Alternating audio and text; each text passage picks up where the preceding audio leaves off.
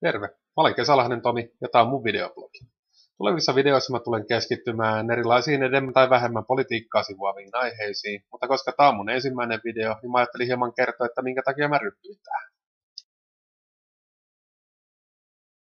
Koska sä katsot tätä videoa, sä oot saattanut huomata, että viimeisen parin vuoden aikana mä olen pyrkinyt siirtymään sohvalla valittajasta aktiiviseksi vaikuttajaksi.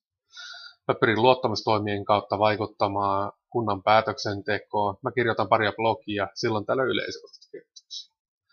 Kirjoittamisessa on kumminkin se huono puoli, että siinä ei aina välity kaikki, mitä mä tahdon sanoa. Siinä ei tule ilmeet ja eleet mukaan. Siihen tämä video on todella hyvä väline, ja sen takia tämä projekti käynnistynyt.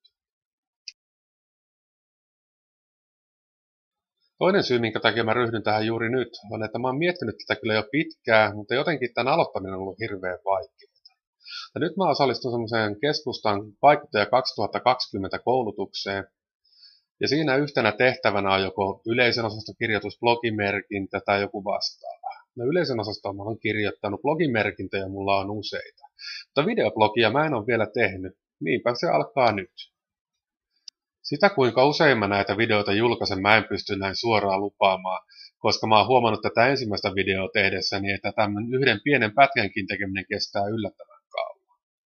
Mä yritän, että mä saisin ainakin kerran viikossa jotain ulos, ja silloin ainakin, jos kunnassa on tekeillä jotain aivan umpipöliä.